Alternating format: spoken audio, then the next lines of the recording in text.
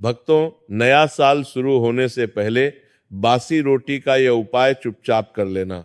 आपकी 7 जन्मों की गरीबी हमेशा के लिए दूर हो जाएगी। नए साल में माता लक्ष्मी आपकी जिंदगी में इतना धन बरसाएगी कि आपसे संभाला नहीं जाएगा। जिंदगी के सारे दुख दूर हो जाएंगे। मनचाही शादी करनी है तो वो भी हो जाएगी। गंभीर से गंभीर बीमारियों से मुक्ति मिल जाएगी। परिवार में सुख शांति आएगी। प्यारे साथियों, बासी रोटी का यह उपाय आपकी जिंदगी को पूरी तरह से बदल देगा और आने वाले नए साल में आपकी जिंदगी स्वर्ग से भी बेहतरीन बन जाएगी। मुझे पता है आप अपने जीवन में बहुत दुख झेल रहे हो, बहुत परेशानी आपने इस साल सही है, लेकिन भक्तों, नया साल बस कुछ ही दिनों में शुरू हो रहा है और अगर आप अभी ये बासी रोटी का उपाय कर लेंगे तो आपके घर में माता लक्ष्मी दौड़ी चली आएगी और हमेशा हमेशा के लिए रहने लगेगी। आप जहां काम करेंगे, जिस चीज को हाथ में लेंगे, वहां से धन दौलत आपको मिलने लगेगा और इतना पैसा आएगा कि आप भी सोचोगे कि मैं इसे कहां कहां रखूं। भक्तों, आज मैं आपसे कोई साधारण बात नहीं कह रहा हूं। आज जो शब्द मेरे मुख से निकलने वाले हैं वे केवल आवाज नहीं है, वे अनुभव हैं। वे शास्त्रों की गहराइयों से निकली हुई चेतावनियां हैं। ये कोई कथा नहीं है, कोई मनोरंजन नहीं है, बल्कि वे सत्य है जिसे सुनकर कई लोग चुप हो जाते हैं और कई लोग डर जाते हैं, क्योंकि यह वह ज्ञान है जो हर किसी को नहीं बताया जाता। हर कान इसके योग्य नहीं होता।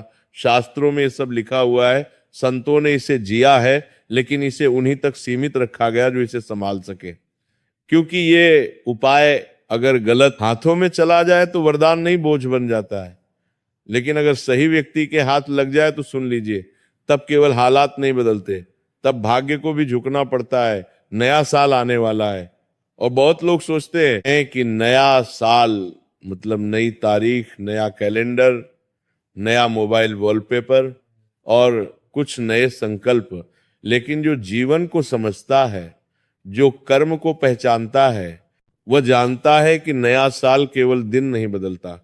नया साल पुराने कर्मों का वही खाता खोलता है जो आपने वर्षों में बोया है, वही इस नए साल में उगने वाला है। कुछ लोगों के लिए नया साल अवसर बनकर आता है और कुछ के लिए चेतावनी बनकर।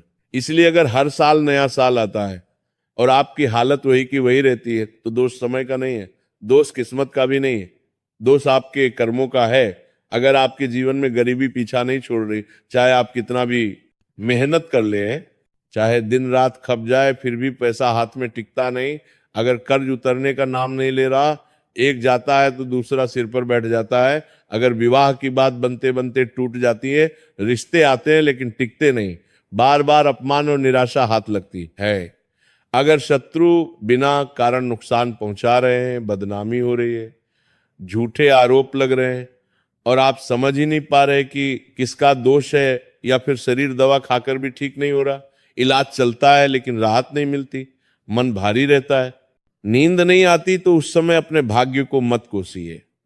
उस समय समझ लीजिए कि दोष भाग्य का नहीं है, दोष आपके कर्मों का है। और कर्म सुधारने का सबसे सरल मार्ग कोई कठिन तपस्या नहीं है, कोई महंगा यज्ञ नहीं है, कोई दिखावटी पूजा नहीं है। कर्म सुधारने का सबसे पहला और सबसे मूल रास्ता है अन्न का सम्मान। शास्त्र कहते हैं कि जिस व्यक्ति ने अन्न को समझ लिया उसने जीवन को समझ लिया, और जिसने अन्न का अपमान किया उसने अनजाने में अपने भाग्य का अपमान कर दिया। बासी रोटी इस शब्द को सुनते ही बहुत लोगों के मन में घृणा आती है। लोग इसे तुच्छ समझते हैं, बेकार समझते हैं, फेंक देने योग्य समझते हैं। लेकिन ध्यान से सुनने, बासी रोटी तुच्छ नहीं है, बासी रोटी तपस्या है। यह अन्न की परीक्षा है। ताजा भोजन तो हर कोई सम्मान कर लेता है, लेकिन बासी अन्न का सम्मान वही करता है जिसके भीतर संस्कार जीवित होते हैं। शास्त्रों में साफ लिखा है कि जिस घर में बासी अन्न का अपमान होता है उस घर में लक्ष्मी प्रवेश तो कर सकती है लेकिन टिकती नहीं। वो आती है, देखती है और चुपचाप लौट जाती है। और इसके उलट जिस घर में बासी अन्न का सदुपयोग होता है, जहां रोटी को केवल पेट भरने की चीज नहीं बल्कि ईश्वर का प्रसाद माना जाता है, वहां दरिद्रता डर कर भागती है, वहां गरीबी टिक नहीं पाती, वहां कर्ज जड़ नहीं पकड़ पाता, वहां दुर्भाग्य ठहर नहीं पाता, क्योंकि अन्न के साथ जुड़ी हुई ऊर्जा सीधी कर्म फलदाता तक जाती है। लेकिन ध्यान रखिए, ये कोई हल्का उपाय नहीं है, ये कोई खेल नहीं है। इसलिए इसे करने से पहले कुछ कठोर नियम है, जिन्हें तोड़ दिया तो उपाय निष्फल ही नहीं होगा, उल्टा प्रभाव भी दिखा सकता है। पहला नियम, ये उपाय गुप्त रहेगा। जिस दिन आपने किसी को बता दिया, उसी दिन इसका प्रभाव टूटने लगता है। दूसरा, इसे हंसी मजाक में नहीं करेंगे, क्योंकि कर्म मजाक नहीं समझता। तीसरा, मोबाइल हाथ में लेकर वीडियो देखते हुए, बातें करते हुए ये उपाय नहीं होगा। चौथा, इसे करते समय मन में जरा सा भी संशय आया कि पता नहीं होगा या नहीं, तो उसी क्षण उपाय की शक्ति समाप्त हो जाती है। और पांचवा नियम, यह उपाय वही करें जो सच में परेशान है, दिखावे के लिए नहीं। याद रखिए, ईश्वर शब्द नहीं देखता, भावना देखता है। कर्म दिखावा नहीं समझता, नियत समझता है। और अन्न कभी झूठ स्वीकार नहीं करता। भाइयों और बहनों, अब मैं जिस विषय पर बोलने जा रहा हूं, वह केवल धन का नहीं है, यह केवल उधार का नहीं है। ये उस पीड़ा का विषय है जिसे वही समझ सकता है जिसने कर्ज का बोझ अपने सीने पर रखा हो। कर्ज केवल जेब को खाली नहीं करता, कर्ज इंसान की आत्मा को भी तोड़ देता है। कर्ज वाला आदमी दिन में हंसता है, लेकिन रात को जागता है। उसके घर में सब कुछ होता है, फिर भी शांति नहीं होती। और सबसे बड़ी पीड़ा ये होती है कि वह चाहे कितना भी मेहनत कर ले, पैसा आता है और फिसल जाता है जैसे हाथ में रेत। शास्त्र कहते हैं, कर्ज केवल आर्थिक समस्या नहीं है, यह पूर्व जन्मों के कर्मों का बंधन होता है। इसीलिए कई बार ऐसा होता है कि आदमी ईमानदार होता है, मेहनती होता है, फिर भी कर्ज उतरता नहीं, क्योंकि वहां हिसाब इस जन्म का नहीं चल रहा होता। वहां पुराने कर्म अपना हिस्सा मांग रहे होते हैं। और जब तक कर्म से कर्म नहीं काटा जाता, तब तक पैसा काटने से कुछ नहीं होता। अब ध्यान से सुनिए, कर्ज से मुक्ति का यह उपाय कोई जादू नहीं है, ये कर्म का संतुलन है। इसमें ना तंत्र है, ना दिखावा है, ना ऊंची आवाज में मंत्र है। ये उपाय चुप्पी से किया जाता है, क्योंकि कर्ज की जड़ भी चुपचाप ही घर में बैठी होती है। ये उपाय शनिवार की सुबह किया जाता है। शनिवार कर्म फलदाता का दिन। उसी दिन जब इंसान अपने कर्म को स्वीकार करता है, तभी शनि कृपा करते हैं। सुबह सूरज निकलने से पहले उठना है। उस समय वातावरण शुद्ध होता है और मन अब भी संसार के बोध से भरा नहीं होता।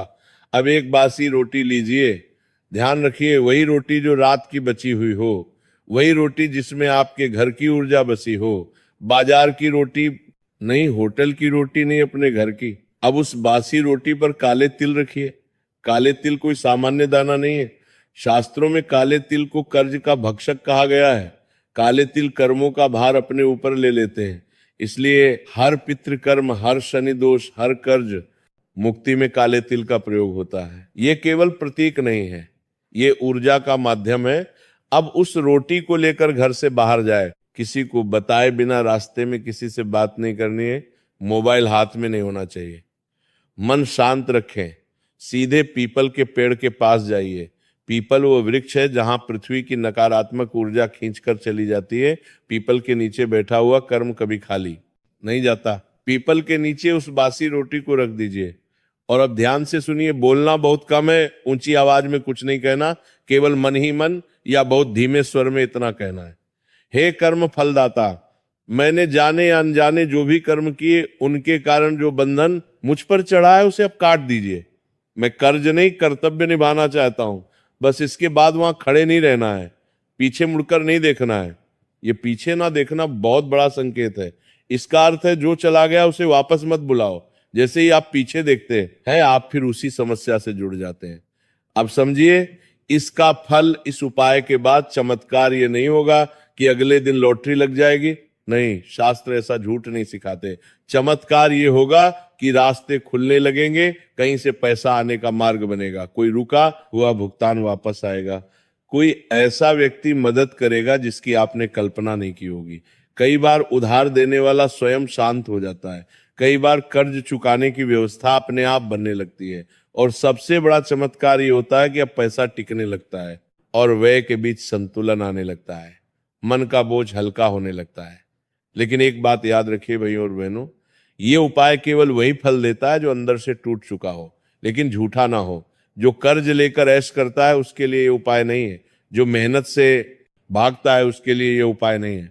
ये उपाय उसके लिए है जो कर्ज से शर्मिंदा है, जो रात को ईश्वर से रोता है और जो सच में मुक्त होना चाहता है। शनि देव दंड नहीं देते हुए सुधार अवसर देते हैं, और जब इंसान झुकता है तभी शनि पिघलते हैं। अगर ये उपाय श्रद्धा से किया गया तो कर्ज का पहाड़ भी रेत की तरह ढाने लगता है। अब मैं जिस विषय पर बोलने जा रहा हूं वह धन से भी अधिक संवेदनशील है, क्योंकि धन चला जाए तो वापस आ सकता है, लेकिन जब जीवन में विवाह का समय निकलता चला जाता है तो मन के भीतर एक खालीपन बस जाता है। हर घर में ये पीड़ा दिखती नहीं, लेकिन भीतर ही भीतर जलाती रहती है। माँ बाप की आंखें रास्ता देखती हैं, रिश्तेदार सवाल पूछते हैं, समाज ताने देता है और व्यक्ति स्वयं को दोषी मानने लगता है। कई बार तो हालात ऐसे हो जाते हैं कि प्रेम भी है, समझ भी है, फिर भी विवाह नहीं हो पाता। और कई बार सब कुछ ठीक होते हुए भी एक के बाद एक रिश्ता टूट जाता है। शास्त्र कहते हैं विवाह का रुकना कोई साधारण बात नहीं है, ये केवल उम्र का विषय नहीं है, ये कर्म और ग्रहों का संकेत होता है। जब पिछले जन्मों के वचन अधूरे रह जाते हैं, जब किसी का हृदय अनजाने में दुखाया जाता है, या जब परिवार की स्त्री पुरुष ऊर्जा में असंतुलन आ जाता है, तब विवाह योग बंध जाता है।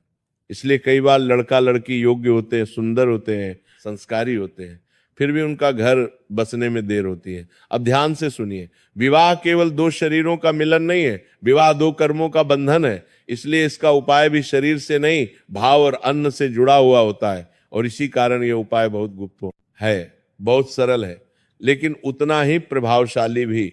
ये उपाय सोमवार की रात किया जाता है। सोमवार मन का दिन है, चंद्र का दिन है, और विवाह मन के संतुलन से ही होता है। उस रात घर में जो रोटी बच जाए वही बासी रोटी इस उपाय की आधार बनेगी। ध्यान रहे, ये रोटी किसी मजबूरी की नहीं, श्रद्धा की होनी चाहिए। मन में ये भावना हो कि मैं अपने कर्म सुधारने जा रहा हूं। अब उस बासी रोटी के दो टुकड़े कर लीजिए। ये दो टुकड़े केवल रोटी नहीं है, ये स्त्री और पुरुष ऊर्जा का प्रतीक है। अब पहला टुकड़ा अगली सुबह गाय को खिलाइए। गाय शुद्धता की प्रतीक है, माता है, करुणा है। जब गाय को अन्न दिया जाता है तो घर की रुकावटें धीरे धीरे पिघलने लगती हैं। गाय उस अन्न के साथ आपके घर का दुख भी अपने भीतर ले लेती है। अब दूसरा टुकड़ा उसी दिन कौवे को दीजिए। बहुत लोग कौवे को अशुभ समझते हैं, लेकिन शास्त्र कहते हैं कौवा पितरों का दूत है। विवाह में देरी कई बार पितृदोष के कारण भी होती है। जब कौवे को अन्न दिया जाता है तो वह संदेश ऊपर तक ले जाता है कि यह व्यक्ति अपने कर्म सुधारना चाहता है, और जब पितृ प्रसन्न होते हैं तो विवाह के मार्ग अपने आप खुलने लगते हैं। अब यहाँ एक बहुत जरूरी बात समझ लीजिए, इस उपाय को करते समय कोई जल्दबाजी नहीं करनी है। मन में किसी विशेष व्यक्ति का नाम लेकर हाट नहीं करनी है। शास्त्र कहते हैं जब हम जिद करते हैं तब कर्म उलझता है। केवल इतना भाव रखें कि हे ईश्वर, जो मेरे लिए उचित हो वही शीघ्र मेरे जीवन में आए। इस उपाय के बाद जो परिवर्तन आते हैं वे धीरे आते हैं लेकिन स्थायी होते हैं। अचानक बातचीत शुरू होती है, रुके हुए रिश्ते दोबारा सामने आते हैं, परिवार का मन बदलने लगता है, और कई बार जिस रिश्ते को आप असंभव मान चुके होते हैं वही सहज रूप से संभव हो जाता है। प्रेम विवाह के मामले में भी यही होता है। विरोध कम होने लगता है, घर का वातावरण नरम पड़ता है और बात टकराव से समाधान की ओर बढ़ती है। लेकिन भाइयों और बहनों, एक बात याद रखिए, ये उपाय किसी गलत संबंध को सही नहीं करता। ये किसी छल, किसी अनैतिक रिश्ते को बल नहीं देता। ये उपाय केवल उसी प्रेम को फल देता है जिसमें सम्मान हो, धैर्य हो और भविष्य की जिम्मेदारी उठाने की क्षमता हो। अगर नीयत साफ है तो रास्ता साफ होता है। और अंत में मैं यही कहूंगा, विवाह भागने से नहीं आता, विवाह दबाव से नहीं होता। विवाह तब होता है जब इंसान भीतर से तैयार हो जाता है। जब आप अन्न का सम्मान करते हैं तो ईश्वर आपके जीवन के सबसे बड़े बंधन को अपने हाथ से जोड़ देते हैं। अगर ये बात हृदय में उतर गई तो समझ लीजिए विवाह का समय दूर नहीं। भाइयों और बहनों, अब जो बात मैं कहने जा रहा हूं उसे सुनते समय मन में हलचल होगी। कुछ लोगों को ये बात भारी लगेगी, कुछ को डराएगी और कुछ को भीतर से झक छोड़ देगी, क्योंकि ये विषय केवल धन का नहीं है, ये दरिद्रता की आत्मा का विषय है। गरीबी केवल जेब की स्थिति नहीं होती, गरीबी एक अवस्था है, एक संस्कार है जो पीढ़ियों तक चलता है। आपने देखा होगा, एक ही घर में जन्मे दो भाई, एक बहुत आगे बढ़ जाता है और दूसरा जीवन भर संघर्ष करता रहता है। वहां फर्क मेहनत का नहीं होता, वहां फर्क कर्म और अन्न के व्यवहार का होता है। शास्त्र बहुत स्पष्ट कहते हैं, दरिद्रता तब आती है जब लक्ष्मी नाराज नहीं बल्कि उदास हो जाती है, और लक्ष्मी तब उदास होती है जब घर में अन्न का अपमान होता है, श्रम का अपमान होता है, और जो मिला है उसके लिए कृतज्ञता नहीं होती। बहुत लोग कहते हैं हम तो ईमानदार हैं फिर भी गरीब हैं, लेकिन शास्त्र कहते हैं ईमानदारी पर्याप्त नहीं होती, संस्कार भी चाहिए, और संस्कार का पहला संकेत है अन्न के प्रतिभाव। अब ध्यान से सुनिए, बासी रोटी कोई साधारण चीज नहीं है, ये उस अन्न का अंतिम रूप है जिसने आपको जीवित रखा, ताकत दी और अब भी आपके घर में पड़ा है। ये अन्न की अंतिम परीक्षा है। ताजा भोजन का सम्मान तो हर कोई करता है, लेकिन बासी रोटी का सम्मान वही करता है जिसके भीतर लक्ष्मी को रोकने की पात्रता होती है। इसलिए संत कहते हैं बासी रोटी को फेंकने वाला व्यक्ति अनजाने में अपने भाग्य को फेंक देता है। अब इस उपाय को समझिए, लेकिन शब्दों से नहीं, भाव से समझिए। ये उपाय धन बुलाने का नहीं है, ये उपाय गरीबी को विदा करने का है, क्योंकि जब तक गरीबी जाती नहीं तब तक धन आता भी है तो ठहरता नहीं। ये उपाय गुरुवार या शनिवार की रात किया जाता है। ये रात इसीलिए चुनी जाती है क्योंकि रात मन की सच्चाई बाहर लाती है। दिन में इंसान झूठ बोल लेता है, लेकिन रात में उसका मन स्वयं से झूठ नहीं बोल पाता। उस रात घर में जो रोटी बच जाए वही बासी रोटी साधना का आधार बनेगी। ध्यान रखिए, इस रोटी को बोझ मत समझिए, इसे ऐसे देखिए जैसे ये आपके जीवन का संदेशवाहक हो। अब उस रोटी पर थोड़ा सा गुड़ रखिए। गुड़ केवल मिठास नहीं है, ये जीवन की कटुता को स्वीकार करने का प्रतीक है। ये संकेत है कि आप जीवन में आई कठिनाइयों को भी स्वीकार करते हैं और उनसे भागना नहीं चाहते। उसके बाद उस रोटी पर चावल के कुछ दाने रखिए। चावल पूर्णता और निरंतरता का संकेत है। यह दर्शाता है कि आप आधे रास्ते से लौटने वाले नहीं हैं। अब इस रोटी को हाथ में लेकर कुछ क्षण रुक जाइए, आंखें बंद करिए और अपने जीवन को याद कीजिए। कहां कहां पैसा आया और कहां कहां बह गया, कहां मेहनत की और कहां परिणाम नहीं मिला, और फिर मन ही मन यह स्वीकार कीजिए कि कहीं ना कहीं मुझसे भी भूल हुई है। यही स्वीकार इस उपाय की आत्मा है। अब सूर्योदय से पहले घर से बाहर निकल जाइए, किसी को बताए बिना। यह गुप्तता इसलिए आवश्यक है क्योंकि लक्ष्मी दिखावे से नहीं आती। रास्ते में किसी से बात नहीं करनी है, मोबाइल नहीं देखना है। मन को शांत रखते हुए ऐसे चलिए जैसे आप कोई भारी बोझ उतारने जा रहे हो। अब किसी ऐसे स्थान पर जाइए जहां गाय का आना जाना होता हो। गाय इस धरती पर चलती हुई करुणा है। जब आप गाय के मार्ग पर अन्न रखते हैं तो वह अन्न केवल गाय तक नहीं जाता, वह आपके कर्मों की सूचना ऊपर तक पहुंचाता है। उस स्थान पर बासी रोटी रख दीजिए। गाय दिखे तो उसे स्वयं खिला दीजिए, और अगर ना दिखे तो भी चिंता मत करिए, नियत पहुंच चुकी होती है। अब बहुत धीमे स्वर में या केवल मन में इतना कहिए, हे अन्नपूर्णा माता, मैंने कभी जानकर कभी अनजाने में अन्न, श्रम और समय का अपमान किया। आज मैं वो बोझ आपको सौंपता हूं। मेरे जीवन से अभाव का संस्कार निकाल दीजिए और मुझे धन नहीं धन के योग्य बना दीजिए। इसके बाद वहां रुकना नहीं है, पीछे मुड़कर नहीं देखना है।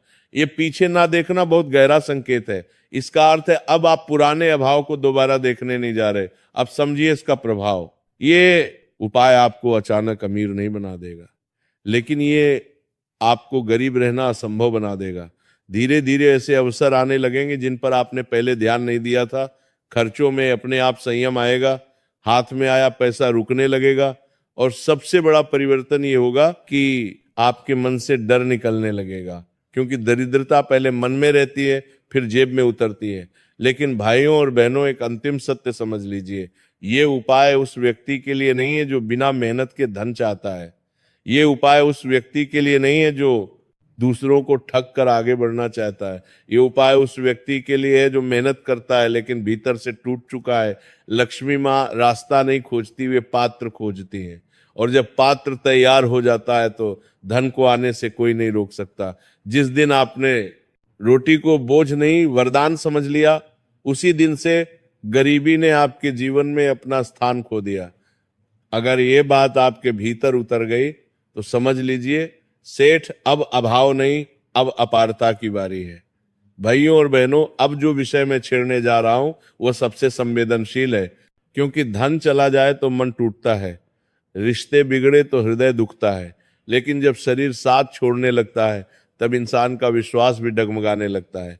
बीमारी केवल शरीर का कष्ट नहीं होती, बीमारी मनुष्य की आस्था की परीक्षा होती है। दवा चलती है, डॉक्टर बदलते हैं, रिपोर्ट आती है, खर्च बढ़ता है, लेकिन भीतर कहीं एक डर बैठ जाता है, पता नहीं अब ठीक भी होऊंगा या नहीं। शास्त्र बहुत स्पष्ट कहते हैं, हर बीमारी दवा से नहीं जाती।